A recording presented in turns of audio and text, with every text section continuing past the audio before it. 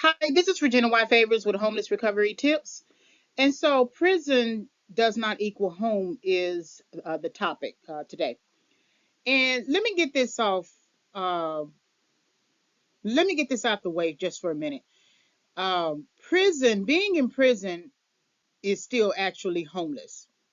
Even if you have access to um, your own space, so to speak, with a bed and a toilet on the inside, and then you have to march out and go to eat breakfast, lunch, and dinner, whatever, and then you have access to the rec yard or whatever. That is still considered homeless, even if you're not paying any rent. Of course, you're paying with your life, your time, right? You're trading time, trading your body, trading your mind. And then there may be some opportunities to work and earn a little bit of money, right? But that's not a home. That's why I think some people, when they get out of prison, they struggle to situate themselves into an apartment. For one, it's hard to get an apartment because you have a record, and then especially if you have a felony. Um, Two, you haven't built up any recent apartment experience or recent apartment record. Then you haven't built a job record because you've been in prison. You may, in some cases, be able to use what you did in the prison in some work release program or something like that. Put that on a resume, but that is under the authority of the correctional system, and so you're going to act right when you are under the correctional system. However, once you leave the correctional system, there needs to be a record of you performing under that authority, under a non-correctional system authority, so that supervisors who desire to hire you can measure and determine whether or not you would be a good fit for their organization, for their department, for the people that you have to work with. And so then once you get the job, you will have to figure out a place to live. It's not always a good idea to live with family and friends. What people do, most people do, especially men, they move in with a girl, they find a girl and they move in with her. And they try to, whatever work life, however way they're going to work life. The problem with that, though, is if you're not performing the way the girlfriend wants you to perform, and I'm not talking about in a romantic way in terms of sexually, but in a romantic way in terms of meeting needs that require provision, the man being the head of the house type provision and sort of standard ways of doing things, then when she gets mad, she can kick you out. And so then that's still not your home because your name is not on the lease, because you're not you because she can't put you on the lease, right? And so I just did a video about using the extended stay as a recovery tool, and that may be the only way that you can situate yourself without all of the fluctuations that come with being with family, friends, relationships, etc. And so the most important aspect of this is that I want you to understand that prison does not equal home. And I think the reason why people continue to go back and forth is because they are familiar with the system, uh, familiar with the prison system. It seems to work for them. It is a system that will always accept them. It is a system that they have lived to be safe with and to understand. And they know the friends there. They built up a kinship and a family unit there, and they get 3 meals a day. They don't have to come out of any rent or anything like that. And so I think a lot of the stuff that's been going on lately with, say, murders and crime, and people doing it, um, creating these, performing the crimes later ages in life, I think it's because it's their way of trying to find a place to live, that they no longer have the resources that they might have had in their 20s and 30s and 40s. Now they're in their 50s and 60s, and they need a stable place to live, and they're trying to use the prison system as a stable place to live. I made a video about the shelter. The shelter is not your home. The shelter is a temporary place. And even if you're on program, you still have to obey the rules. And if you don't, they can kick you out. And so looking at the prison system as your home, and many people would never think about it in this term, but if you keep going back and forth to a particular context, you are assuming that it is home to you. And so then that means your belief system is distorted. You may have to go back to the root causes of your belief system. Where did that originate? Did you go to prison for the first time when you were younger, maybe in your adolescent years, teenage years? And then what precipitated you going to prison during that time of your lifespan?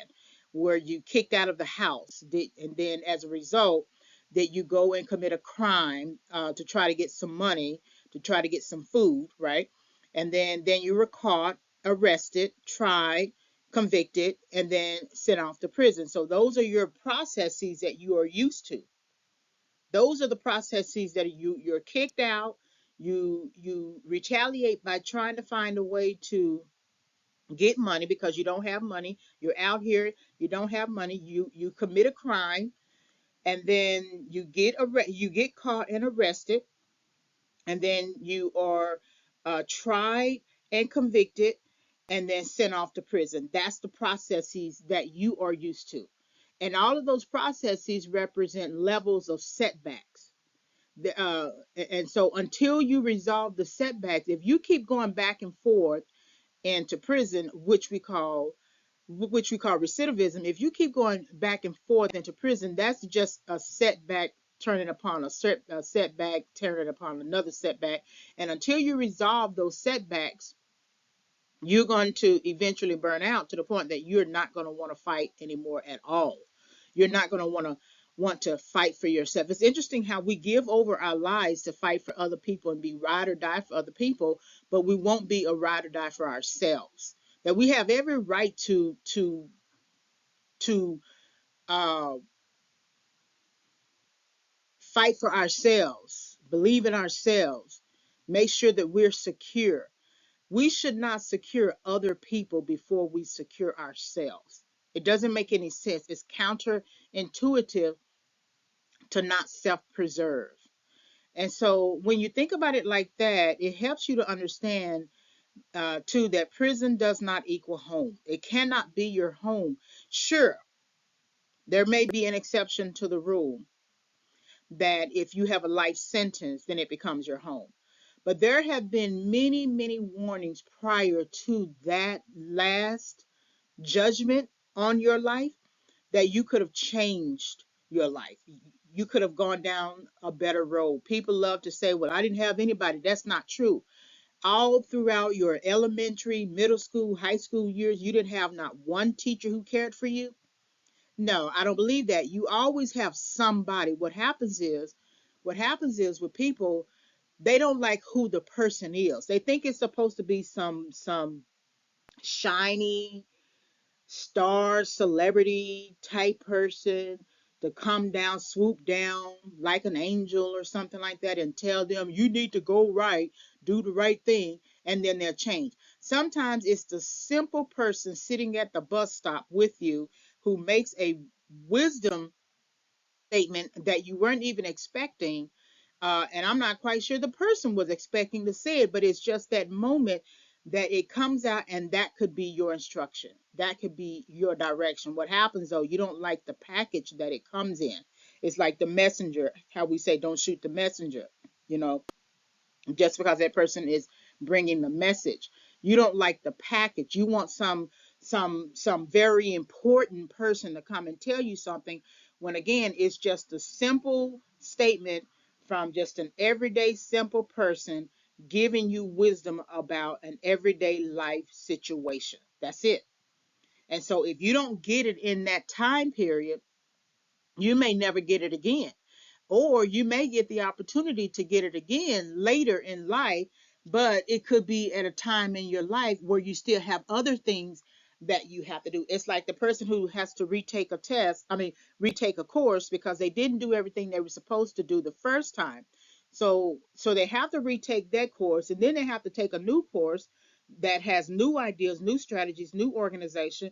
So now they have to balance their strategies, their learning strategies with uh, uh, relearning everything they were supposed to learn previously and now learning new knowledge. Okay. And that can be having to retake a course can be distracting.